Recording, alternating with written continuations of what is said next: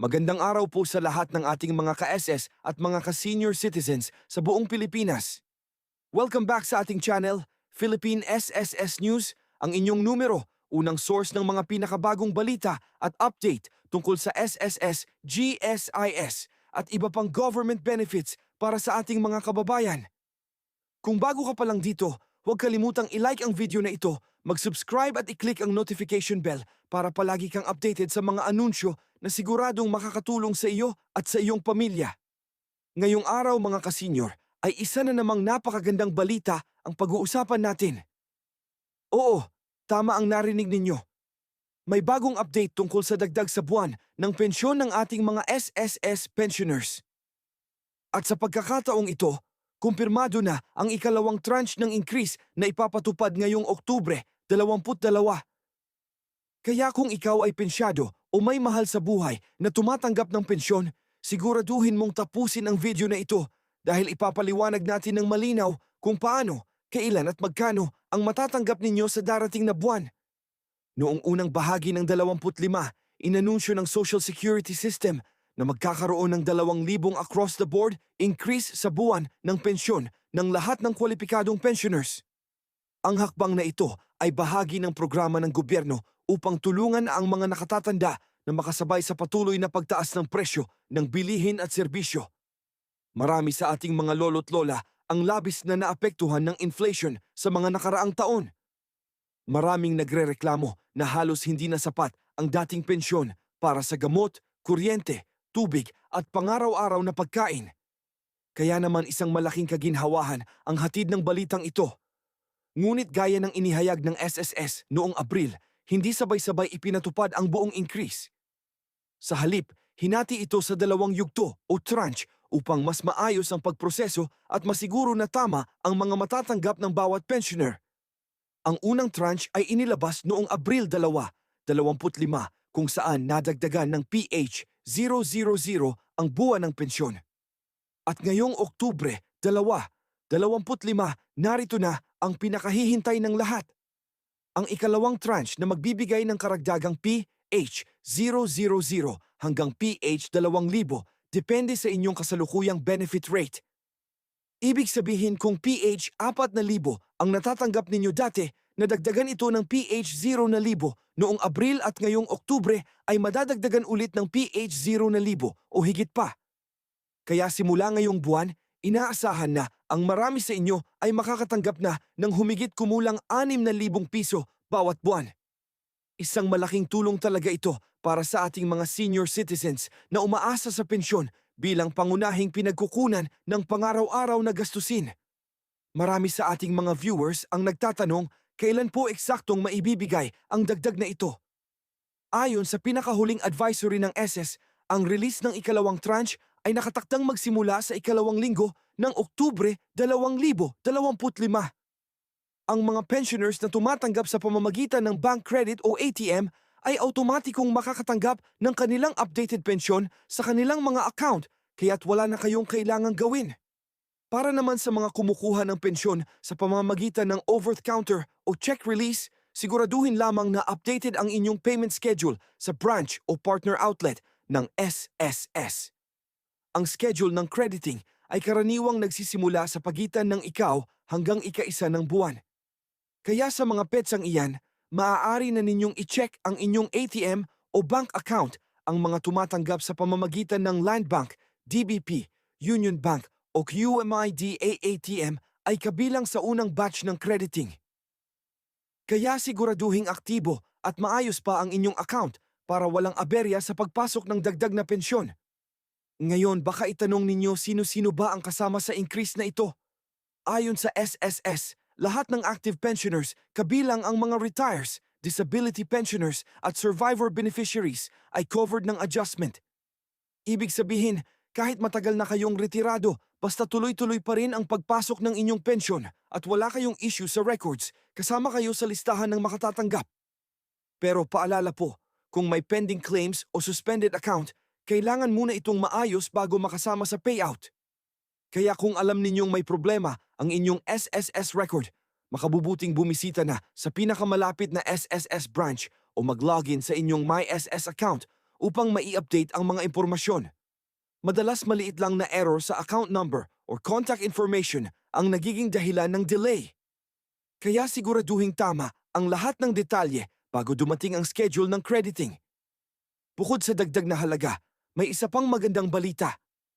Para sa mga hindi nakatanggap ng unang tranche noong Abril dahil sa mga record discrepancies o system delays, sinabi ng SSS na magkakaroon ng retroactive payment sa October or November 2025 payout. Ibig sabihin, kung hindi ninyo nakuha ang increase noon, makukuha ninyo ngayon kasama ng inyong bagong adjusted pension. Kaya sa mga nakaranas ng pagkaantala, huwag mag-alala dahil babayaran pa rin ito ng buo. Isang malaking kaginhawahan talaga ito, lalo na sa mga umaasa sa bawat sentimo ng kanilang pensyon para sa gamot at pangaraw-araw na pangangailangan. Ngayon naman, paano ninyo masisigurong matatanggap ninyo ang dagdag ng walang problema? Napakadali lang mga kasenyor. Una, siguraduhing updated ang inyong contact details at bank account sa MySSS portal. Maaari kayong mag-login gamit ang inyong registered email at password at i-update ang inyong bank information kung sakaling nagpalit na kayo ng account. Pangalawa, siguraduhing aktibo pa at hindi sarado ang bank account na ginagamit ninyo sa pagtanggap ng pensyon. Kung nagpalit kayo ng ATM card o nagbago ng bank branch, ipaalam agad sa SSS upang maiwasan ang delay. At pangatlo, palaging i-check ang opisyal na Facebook page o website ng SS para sa mga advisory. Ingatan ang mga kumakalat na peking balita o fake posts na nanghihingi ng personal information. Tandaan, hindi kailanman humihingi ng OTP, password o card number ang SSS sa mga text o email. Kung may duda, pumunta lamang sa opisyal na website ng SS, tumawag sa kanilang hotline. Marami ring nagtatanong kung ito na ba ang huling dagdag sa pensyon. Ayon sa mga insider reports at public statements ng SSS, patuloy pa nilang pinag-aaralan ang posibilidad ng karagdagang adjustment sa mga susunod na taon depende sa financial standing ng SSS Investment Fund. Ang layunin nila ay mapanatiling sustainable ang pondo upang masiguro na may maibabayad pa ring pensyon sa mga susunod na henerasyon. Ngunit para ngayong, 5 ito na muna ang huling tranche ng ₱2 increase. Sa ngayon, 6 na ang itinuturing na average monthly pension matapos ang 2 tranche. Ngunit tandaan na maaaring mag-iba ito depende sa kontribusyon at taon ng serbisyo ng bawat pensyoner. Ang ilan ay maaaring tumanggap ng mas mataas kung mas malaki ang kanilang naihulog na kontribusyon noong sila ay nagtatrabaho pa. Kaya magandang paalala ito sa mga kasalukuyang miyembro ng SS habang bata pa at nagtatrabaho, maghulog ng tuloy-tuloy para mas mataas ang magiging pensyon sa hinaharap. Kung tatanungin ninyo kung paano makakaapekto ito sa ekonomiya, sinasabi ng mga eksperto na ang dagdag na pensyon ay magbibigay ng malaking tulong hindi lamang sa mga seniors kundi pati na rin sa lokal na ekonomiya. Kapag mas mataas ang natatanggap na pensyon ng mga matatanda, mas nagkakaroon sila ng kakayahang gumastos sa pagkain, gamot at iba pang pangailangan na nagreresulta sa mas aktibong daloy ng pera sa komunidad. Marami rin sa kanila ang tumutulong sa mga apo o anak kaya hindi lang sila ang nakikinabang kundi buong pamilya. Kaya naman ang ₱6,000 na ito bawat buwan ay higit pa sa simpleng numero. Isa itong simbolo ng pagkilala at pasasalamat sa mga dekadang pinaghirapan ng ating mga senior citizens. Kung ikaw ay isa sa mga tatanggap ng pensyon, may ilang bagay kang dapat tandaan. Una, iwasan ang mga nagpapanggap na taga-SSS o mga nag-aalok na mapapabilis daw ang release ng iyong pensyon. Ito ay scam. Walang bayad ang anumang adjustment o update sa SSS account. Lahat ng official transactions ay ginagawa lamang sa MySS portal o sa mismong SSS branch. Pangalawa, huwag ibigay ang iyong UMID card, ATM o anumang personal information sa hindi mo kilala. May mga kaso na ginamit ng iba ang account ng pensioner para kumuha ng loan o cash advance nang walang pahintulot. Protektahan natin ang ating pensyon tulad ng pagprotekta natin sa ating kinabukasan. Sa mga nanonood na hindi pa pensioner pero miyembro ng SS, magandang pagkakataon ito para maunawaan kung paano gumagana ang sistema. Ang bawat kontribusyon ninyo ngayon ay may katumbas na benepisyo sa hinaharap. Kaya't huwag kalimutang maghulog buwan-buwan.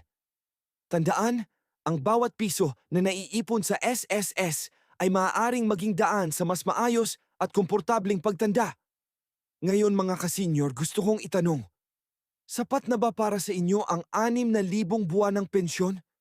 Ano pa sa tingin ninyo ang dapat gawin ng SSS para mas mapabuti ang serbisyo sa mga pensioners? I-comment nyo sa ibaba dahil gusto naming marinig ang inyong saloobin. Bawat komento ninyo ay mahalaga dahil dito nakikita ng mga ahensya kung ano ang tunay na kalagayan ng mga Pilipinong umaasa sa pensyon. Kaya muli mga ka-senior, magdiwang tayo dahil ngayong Oktubre 2, 25, tuloy-tuloy na ang pagdating ng biyaya. Mula PH na 5,000 naging PH 5,000 at ngayon 6,000 na buwan-buwan.